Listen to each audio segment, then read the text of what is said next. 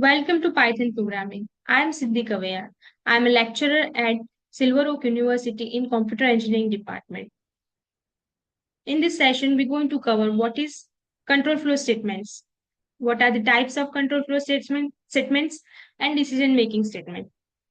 Now, control flow statements क्या होते हैं? Control flow statements जो होते हैं वो हमारा जो भी कोड है या फिर हम जो भी इंस्ट्रक्शंस दे रहे हैं हमारे प्रोग्राम में उसको कौन से ऑर्डर में या फिर कैसे हमें एग्जीक्यूट करना है उसका जो फ्लो होता है वो उसको कंट्रोल करते हैं। इसलिए इसको इसलिए इसको कंट्रोल फ्लो स्टेटमेंट्स बोला जाता है। तो अभी कंट्रोल फ्लो स्टेटमेंट्स जो भी कोड का फ्लो है वो कैसे कंट्रोल करेंगे? तो control flow statements usually condition statements या तो फिर लूप्स या तो फिर फंक्शन कॉलिंग का यूज करके। अभी कंट्रोल फ्लो स्टेटमेंट्स यूज करने का फायदा क्या होता है कि अगर हमें कोई डिसीजन लेना है या तो फिर हमें कुछ एग्जीक्यूट करना है तो हम उसे हम उसे इनपुट डेटा के बेसिस पे सिलेक्टिवली एग्जीक्यूट कर सकते हैं। इसलिए ऐसे हमें कंट्रोल फ्लो स्टेटमेंट बेनिफिट करता है। अभी types of control flow statements usually three types के कंट्रोल फ्लो स्टेटमेंट्स होते हैं: डिसीजन मेकिंग और कंडीशनल स्टेटमेंट्स, सेकेंड है लूप्स और इटरेटिव स्टेटमेंट्स, एंड थर्ड होते हैं जंप स्टेटमेंट्स। सो ये वीडियो लेक्चर के अंदर हम लोग डिसीजन मेकिंग स्टेटमेंट्स और कंट्रोल और कंडीशनल स्टेटमेंट्स को कवर करने वाले हैं। सो डिसीजन मेकिंग स्टेटमेंट्स क्या होते हैं? डिसीजन मेकिंग स्टेटमेंट्स ऐसे स्टेटमेंट्स होते हैं जो पाइथन प्रोग्राम को डिसीजन लेने पे हेल्प कर सकते हैं। जैसे कि हमारे पास दो दो इंस्ट्रक्शंस है, तो कौन सा इंस्ट्रक्शन कब यूज करना है, तो वो एग्जीक्यूशन कब यूज करना है वो क्वेश्चन मार्क है हमारे लिए। तो वो क्वेश्चन मार्क को सॉल्व करने के लिए हम लोग डिसीजन मेकिंग स्टेटमेंट्स का हेल्प लेते हैं। यूजुअली डिसीजन मेकिंग स्टेटमेंट्स की जो भी वैल्यूज होती है वो बुलियन फॉर्मेट में होती है, या तो फिर ट्रू या तो फिर false. Usually decision making statements five types के होते हैं पाइथन के अंदर।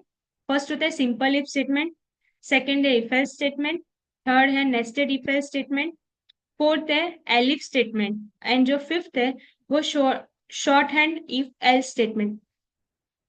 अभी हम फर्स्ट देखते हैं। फर्स्ट है इफ स्टेटमेंट। इफ स्टेटमेंट क्या होता है?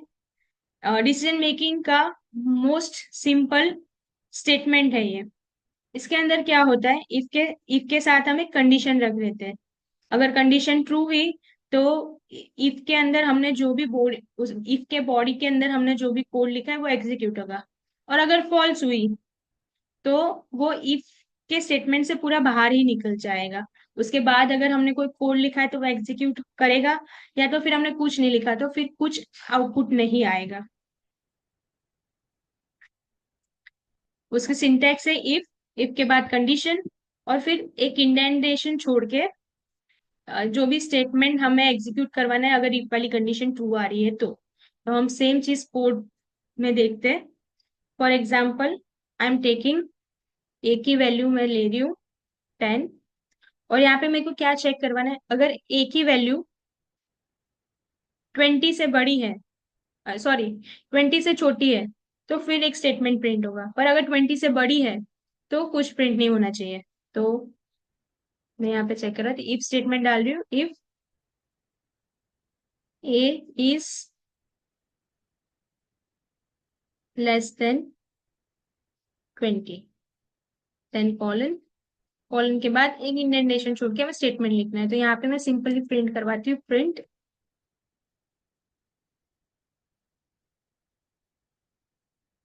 ए इज लेस देन 20। ठीक है, अभी एक केस में क्या होगा, स्टेटमेंट प्रिंट हो जाएगी। मैं रन करवाती हूँ कोड, देखो, क्योंकि हमारी ए की वैल्यू 10 है और 10 20 से छोटा होता है। अगर इन केस मैंने यहाँ पे ले लिया 30, तो 30 20 से बड़ा है, लेट्स रन दिस कोड, तो कुछ आउटपुट नहीं आएगा। ओके, देन हमारी जो दूसरी स्टेटमेंट है वो है if else statement. If else statement में क्या होता है कि मैं कोई एक्सप्रेशन या फिर कोई कंडीशन डाल रही हूँ, तो उसमें क्या होगा, अगर कंडीशन ट्रू है तो इफ की बॉडी में जो भी हमने कोड लिखा होगा वो रन होगा। पर अगर कंडीशन फॉल्स जा रही है तो क्या होगा, जो हमने एल्स की बॉडी के अंदर जो भी हमने कोड लिखा होगा वो एग्जीक्यूट करेगा।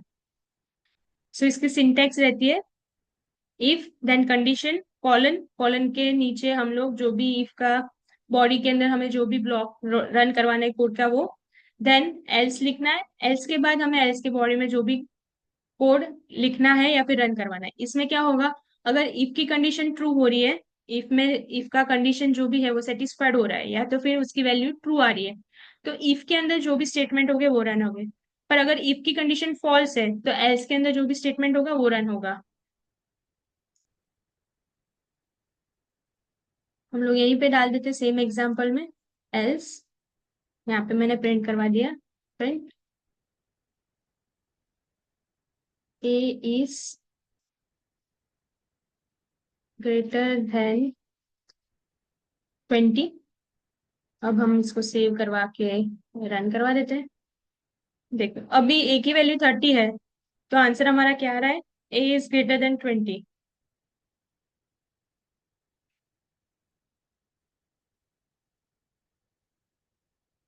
पर अगर मैंने यहाँ पे सेम जगह पे ए की वैल्यू कर दी 15, तो क्या प्रिंट होगा, ए इफ की जो भी, इफ के अंदर जो भी हमारा जो कोड है इफ के बॉडी में वो वाला पार्ट रन होगा। अभी नेक्स्ट क्या है, nested if else statement. Nested if else statement में क्या होता है कि एक इफ है, इफ की कंडीशन ट्रू हो रही है, तो फिर वो इफ के बॉडी के अंदर हम लोग दूसरा इफ या फिर एल्स, इफ के साथ एल्स डिफाइन कर रहे हैं। फिर अगर वो फिर से इफ की कंडीशन ट्रू हो रही है तो उसके अंदर भी अगर इफ हमें दूसरा इफ का कंडीशन डालना हो तो हम डाल सकते हैं। तो इसका मतलब ये होता है कि इफ के अंदर इन द इफ, वैसे हम लोग इफ के बॉडी के अंदर फिर से कंडीशन डाल रहे हैं तो हम लोग उसको बोलते हैं nested if else statement. Nested if else statement में क्या होगा, नेस्टेड इफ एल्स स्टेटमेंट की सिंटैक्स है, मैंने यहाँ पे क्या किया है, इफ लिया, इफ का condition, if condition is true तो वो इफ के बॉडी के अंदर जो भी इफ लिखा है उसका कंडीशन रन करेगा। तो यहाँ पे क्या हो रहा है, अगर इफ का कंडीशन ट्रू है तो अंदर वाले इफ का कंडीशन अगर ट्रू है तो फिर उसके बॉडी का जो भी कोड है वो रन होगा। अगर अंदर वाले इफ के कंडीशन फॉल्स है तो एल्स वाला रन होगा। पर अगर जो हमने मेन इफ लिया है अगर उसी की कंडीशन फॉल्स है तो डायरेक्ट एल्स के अंदर जाके एल्स का कोड वो रन कर देंगे। अब हम लोग इसका एक एग्जांपल देख लेते हैं। यहाँ पे मैं 3 नंबर ले लेती हूँ, a is equals to 10, b is equals to 20 and then c is equals to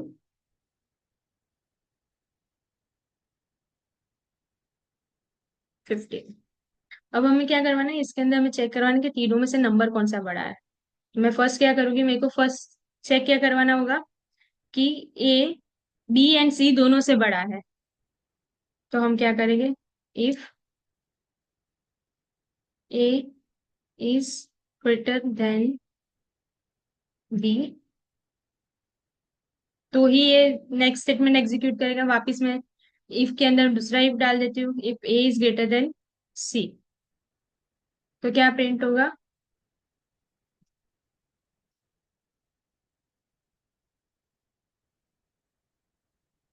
print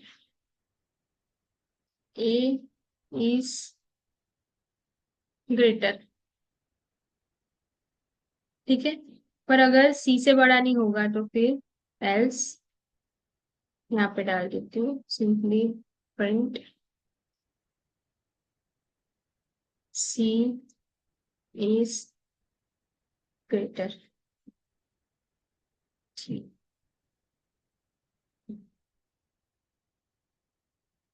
good। फिर हम लोग क्या कर लेंगे, इसका भी एक एल्स लिख देते हैं, फिर से कंडीशन डाल के if, okay, b, b is greater than c, और यहाँ पे और एक बार चेक करवाते हैं if b is greater than a, तो प्रिंट होगा बी इज ग्रेटर, और else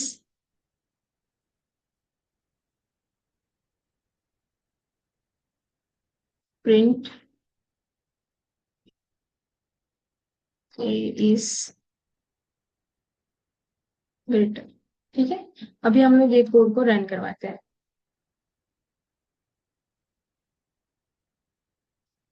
C, b is greater आ रहा है। फर्स्ट क्या चेक करेगा, ए की वैल्यू चेक करेगा। Is a greater than b, तो फॉल्स आएगा। तो डायरेक्ट कहाँ जाएगा, ये बीच में कंडीशन कोई अप्लाई नहीं होगी, तो डायरेक्ट कहाँ जाएगा, एल्स में। एल्स में क्या होगा, फिर से इफ कंडीशन हमने डाली है, उसमें क्या लिखा है, if b is greater than c, तो वो ट्रू है क्योंकि बी की वैल्यू सी से बड़ी है।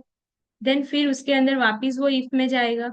इफ में क्या लिखा है हमने, if b is greater than a, so वो भी कंडीशन ट्रू है, तो क्या हमारा प्रिंट हो रहा है, b is greater, else a is greater. अगर मैंने यहाँ पे ए की वैल्यू कर दी जैसे 30, तो ए क्या है, बी और सी दोनों से बड़ा है, तो इस टाइम पे क्या प्रिंट होगा,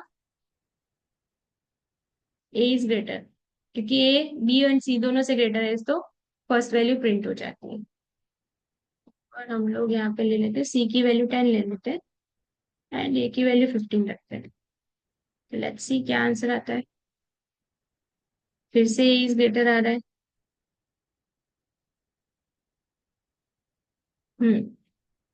done.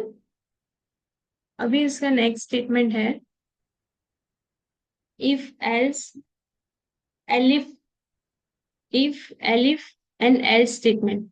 If elif else statement में क्या होता है कि हम लोग मल्टीपल टाइम एल्स के अंदर इफ वाली कंडीशन डाल के हमारी जो भी हमें कोड एग्जीक्यूट करवाना है या चेक करवाना है, हम लोग करवा सकते हैं। हमें कोई अंदर नेस्टेड इफ का यूज करने की जरूरत नहीं है। नेस्टेड इफ में क्या होता है कि कोड की लाइंस बढ़ जाती है और कोड कॉम्प्लेक्सिटी भी ज्यादा हो जाती है। तो उसको सिंप्लीफाई करने के लिए पाइथन के अंदर ये कॉन्सेप्ट इंट्रोड्यूस हुआ था एलिफ का। तो एलिफ में क्या होता है, हमारे पास एक कंडीशन होती है, मल्टीपल कंडीशंस होती है, तो फर्स्ट कंडीशन डालते हैं। अगर वो फर्स्ट कंडीशन इफ वाली कंडीशन अगर यस है, तो उसका स्टेटमेंट रन हो जाएगा और डायरेक्ट वो लूप स्टेटमेंट से बाहर निकल जाएगा। पर अगर उसका जो भी आंसर है वो फॉल्स होगा, तो क्या होगा कि उसके नीचे हमने एलिफ के अंदर जो भी कंडीशन डाली होगी वो एग्जीक्यूट होगी। पर अगर वो जो सेकंड कंडीशन हमने रन हो रही है, वो अगर यस आ रही है, तो उसका स्टेटमेंट रन होगा। पर अगर फॉल्स आ रही है, तो फिर वो थर्ड एक्सप्रेशन में जाएगा। अगर हमारा थर्ड एक्सप्रेशन भी उसकी कंडीशन वेरीफाई नहीं हो रहा, अगर हो रहा है, तो वो थर्ड कंडीशन में जो भी हमने स्टेटमेंट डाला होगा वो रन होगा। पर अगर नहीं हो रहा है, तो लास्ट के अंदर हमने जो एल्स के अंदर जो भी बॉडी लिखी होगी या तो फिर जो भी स्टेटमेंट्स लिखे होंगे, लास्ट एट द लास्ट वो रन हो गया। ठीक है। सो हम लोग इसका एक प्रैक्टिकल एग्जाम्पल, ये इसकी सिंटेक्स है। और हम लोग एक प्रैक्टिकल एग्जाम्पल ले लेते हैं, सेम चीज ले लेते हैं कि मेरे को प्रिंट करवाना है कि विच नंबर इज ग्रेटर इन 3। यहाँ पे मैं ले लेती हूँ सी की वैल्यू 15। हम लोग ये वैल्यू चेंज करके भी देखेंगे। ठीक है। So if a is greater than b, और इसके साथ हमें क्या चेक करवाना होगा, ए सी से भी ग्रेटर होना चाहिए, तो a is greater than c also. Then print a is greater.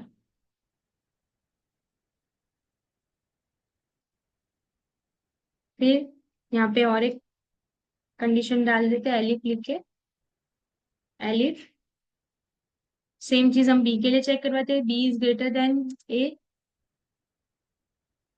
And then B is greater than c also.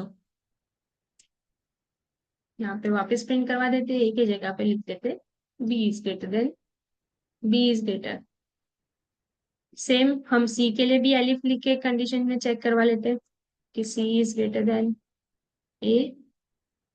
हम यहाँ पे ऑपरेटर का यूज कर रहे हैं, एंड ऑपरेटर है जो हम लोग अभी यूज कर रहे हैं, देन बी।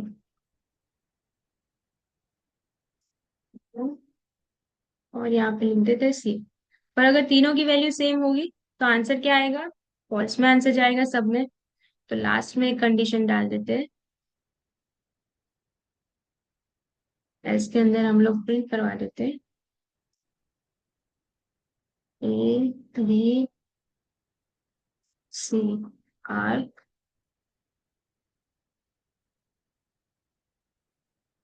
इक्वल। ठीक है। अब मैं ये कोड रन करके अभी हमारे हिसाब से क्या आना चाहिए, C is greater. Let's see.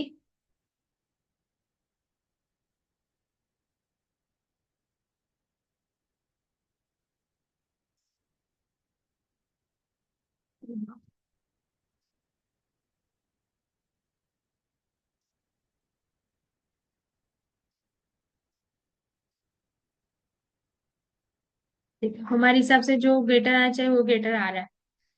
पर अगर इनकेस हम लोग को बी दिखाना है कि बी इज ग्रेटर, तो यहाँ पे मैं बी की वैल्यू 60 कर देती हूँ। देन अगेन सेव करके हम लोग रन करवाते हैं। ये क्या हुआ?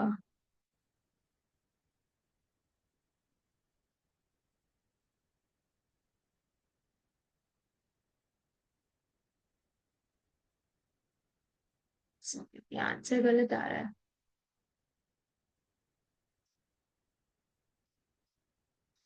अब हम फिर से रन करवा के देखते हैं।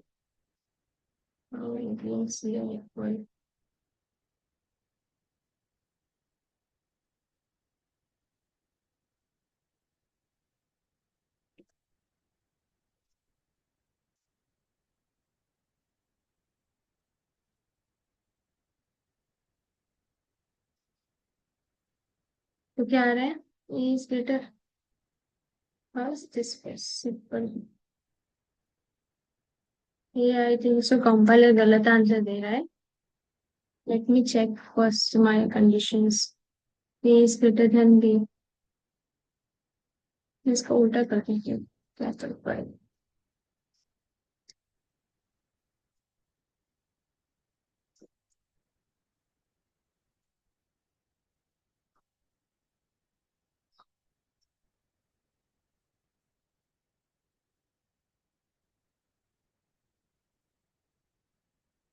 कंपाइलर गलत आंसर बोल रहा है। इस तरीके से इसको डिफाइन करते हैं। देन नेक्स्ट है short hand if else statement. Shorted if else statement क्या होता है, जब हमारे इफ और एल्स के अंदर सिंगल लाइन का कोई स्टेटमेंट है और उसको रन करवाना है, मल्टीपल लाइन का कोड नहीं है स्टेटमेंट के बॉडी में, तो उस टाइम पे हम लोग क्या यूज करते हैं, short hand if else statement. If else statement में क्या होगा, सिंपल अगर हम लोग इफ ले रहे तो इफ के साथ कंडीशन, कॉलन करने के बाद जो भी हमारा वन लाइन का जो भी कोड है वो, और इफ और एल्स दोनों यूज कर रहे हैं तो पहले क्या आएगा, अगर हमारी इफ वाली कंडीशन ट्रू होने के बाद जो स्टेटमेंट रन करने वाली है वो, फिर थोड़ा स्पेस छोड़ना है, फिर if, then condition, else. Else के बाद एल्स में जो भी अगर हमारी इफ वाला कंडीशन फॉल्स आ रहा है तो उसके बाद जो भी हम लोग स्टेटमेंट रन करवाने वाले सिंगल लाइन में वो लिखना है हमें। सो हम लोग इसका एक प्रैक्टिकल एग्जांपल देख लेते हैं। यहाँ पे ए बी और सी रखते हैं वैसे का वैसे ही। अब क्या करेंगे, मेरे को लिखना है, मैं पहले इफ के फर्स्ट लिख लेती हूँ कि मेरे को अगर ए की वैल्यू बी से बड़ी है तो प्रिंट करवाना है बी, बी की वैल्यू ए से बड़ी है तो सिर्फ प्रिंट करवाना है कि बी इज ग्रेटर। ठीक है, इफ का यूज करके एक सिंगल लाइन वाला लिखते हैं हम लोग। If b is small than, अरे a is greater, a is less than b, तो प्रिंट बी इज ग्रेटर। ठीक है, पहले इसको सेव करके हम लोग रन करवाते हैं। देखो आ रहा है बी इज ग्रेटर। देन हम क्या करेंगे, इफ और एल्स दोनों वाली स्टेटमेंट लिखते हैं। तो पहले क्या करना है, अगर इफ वाली जो कंडीशन है वो ट्रू जा रही है तो उसका स्टेटमेंट लिखे। तो मैं पहले यहाँ पे सेम कंडीशन रख रही हूँ। सो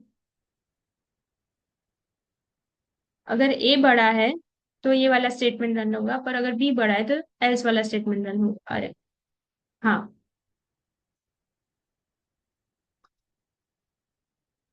अब यहाँ पे हम लोग डाल रहे हैं इफ, फिर इफ की कंडीशन, इफ में ए लेस देन बी, फिर लिखेंगे हम लोग एल्स, और फिर एल्स के बाद जो भी हमें स्टेटमेंट प्रिंट करवाना है वो यहाँ पे प्रिंट, प्रिंट के अंदर आ जाएगा ए इज ग्रेटर। ठीक है, अब इसको सेव करवा के हम लोग प्रिंट करवा के देखते हैं। दोनों में आ रहा है बी इज ग्रेटर, पर अगर मैंने यहाँ पे कर दिया, अगर मैं ए को डिफाइन यहाँ पे करूँ, ए इज इक्वल्स टू 100, ये जो 100 है वो सिर्फ नीचे वाले स्टेटमेंट के लिए ही रन होगा। वो सिर्फ नीचे वाले स्टेटमेंट के लिए एक ही कंडीशन है या फिर एक का वैल्यू है। लेट्स सी क्या आंसर आता है। C, then a is greater, else वाला स्टेटमेंट रन हुआ।